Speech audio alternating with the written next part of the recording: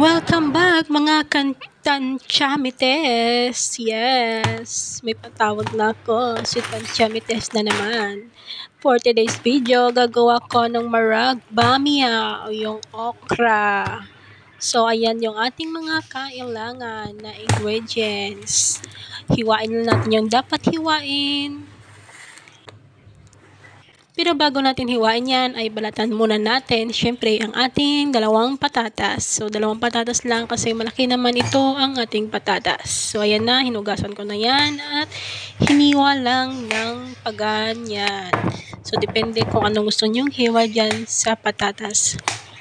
Malaki o maliit, depende sa inyo yan kasi kayo naman ang kakain o yung amo nyo. Importante lang naman dyan ay maluto yung ating sangkap. At ito na yung ating talongs na malaki. So, ganyan lang ang paghiwa ko kasi pipitohin natin yan mamaya. Pipitohin muna natin yan. Isang talong yung ginamit ko pero depende pa rin yan sa amo nyo. At ito yung ating sibuyas. Binalatan ko na rin yan. At hiwain na rin natin, syempre, ay, hindi pa pala. Yung bawang pa pala, binalatan na natin yan. So, pag ako kasi nagluluto, gusto ko ready na lahat ng ating mga sangkap, na hiwa na dapat hiwain, nahugasan na yung dapat hugasan. So, as in ready na para pag nag-start na tayo magluto, kuha na lang tayo, lagay na lang tayo ng lagay. 'Di ba? Mas maganda yung ganong ugali na prepare natin muna yung dapat i-prepare bago natin gawin yung umpisa natin yung dapat natin gawin or yung pagluluto natin para hindi tayo mahirapan, di ba? At ayun na nga, nagsimula na ako dyan sa paghiwa ng ating sibuyas. So, niwa ko lang ito ng maliliit o yung dice na hiwa ng sibuyas. At pagkatapos yan, ginrate ko lang itong bawang natin. Naglagay din pala ako dyan ng konting luya lang. So, medyo nahihirapan ako na pag-rate ng ating bawang at saka luya kasi kaliwa po yung ginagamit ko. At nung nilaga na nga natin yung ating karne, ay dinrain ko na yon. Pagkatapos yan ay ito nilagay ko na yung mga ibang sangkap para ilaga natin ulit yung ating karne ng pangalawang beses kasi hinugasan ko lang muna yan ng ganyan. Oo, patamang narinig nyo, 2 beses namin nilalaga. Una, tubig lang siya kasi frozen yan, direct laga na namin yan. Ganyan kayo mag-defrost ng karne para mabilis yung pagluto. Pagkatapos yan, nilalaga namin ulit sa pangalawang beses na may panglasa na. Sa paglaga namin, naglalagay ako ng bay leaf, cinnamon stick, hell or yung cardamom, tapos yung dried lemon, tapos yan yung luya, pamintang buo, tsaka yung cloves, tapos yung turmeric powder. So ito yung ibang sangkap na dinagdag ko, yan yung dill leaves na hiniwa-hiwa, ginayat ko na ng maliliit. Tapos ito yung ating okra, yung kamatis na puree. Ito na yung mga na-prepare ko o hiniwa ko na. Tapos ito yung mga powder o baharat. May chicken cubes na ginamit yan. Tapos tomato paste, 1 kalahati yung nagamit ko dyan.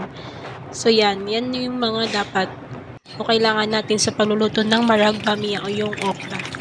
Bamia, ang tawag dito sa Middle East sa okra sa atin dyan sa Pinas. Pagkatapos nun ay nagsimula na akong magprito ng talong para ready na siya mamaya pag okay na yung ating karne or bago siya nating patayin pag naluto na yung ating niluluto mamaya. So, ayan, mabilis na yung pagkaprito ko. Tapos yan yung patatas niluto o pinirito ko na rin yan para pag nilagay natin mamaya sa marag natin, hindi siya maduwing. So, half cook lang yung pagkaprito ko sa ating patatas. Pagkatapos nun ay hinango ko na rin yung ating patatas dyan. At pagkatapos ng kalahating minuto, chinek ko lang yung ating karne na nilaga natin ng pangalawang beses kung nag-dry na yung tubig. So, medyo may tubig pa. Kaya, yan. Check lang natin ng ilang minuto ulit. Nangkal ko lang yung nilagay kong luya kasi baka makain ng ating amo. Tsaka yung ating dried lemon baka madurog mamaya. Maglalagay na lang ako mamaya ulit ng bago. So, ayun na nga, tinakpan ko lang ulit at hinintay ko lang ng ganyan siya, yung wala na siyang tubig. Tsaka ko nilagay direct yung ating sibuyas. Yan, naglagay din ako ng luya dyan, tsaka yung konting bawang na grated na. So, ginisa-gisa ko lang yan sa karne natin. So, nilagay ko na dyan yung ating tomato paste. So, isa't kalahati yung nagamit ko ng tomato paste dito. So, gisa-gisa lang natin hanggang sa mag-oily lang yung ating tomato paste. Pagkatapos nyan, ay nilagay ko na yung ating puree tomato. Fresh po yan na nilagay lang namin sa freezer.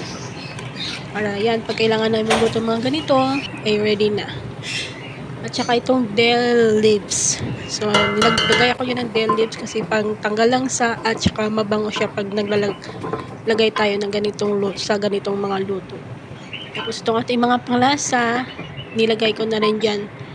Lahat na nilagay ko na, sinabay ko na lahat-lahat. Tapos yan, gisa-gisa, halo-halo lang natin yan. At nag-okay na nga, naglagay na rin ako dyan ng tubig, tsaka mix lang natin. So, nagdagdag ako ng tubig pa ng kaunti dyan kasi medyo kulang yung tubig.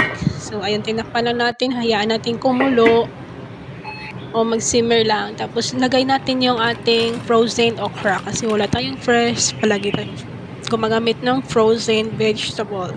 So, pagkalagay ng okra, naglagay ko na rin yung ating patatas para magsabay luto na siya. Kasi yung ating karne, medyo malambot na yan kasi nilaga na rin natin yan before. Yan, naglagay na ako ng sili. Pagkatapos yan, nilagay ko na yung natirang grated bawang natin. Pang pagdagdag lasa or pabango lang talaga sa niluluto natin. At syempre, mix lang natin yan. At takpan lang natin, hintayin lang natin lumambot yung ating gulay. At saka yung ating karne. Lumambot siya totally na malambot. Tapos mix lang natin. Tapos pagkatapos nyan, ay yun na nga, nilaglag ko na yung ating piniritong talong dyan sa ating niluluto. So, pagkailang after 1 hour ay naluto na rin siya sa bahagyang apoy lang konting medium heat lang. Nauutan. So, ayan nga, luto na siya. Ganyan yung pagkaluto ng marag pamya. Actually, paborito ko to. So, serve lang natin to sa ating amo. At yan na nga, luto na yan. So, must try nyo po talaga ito.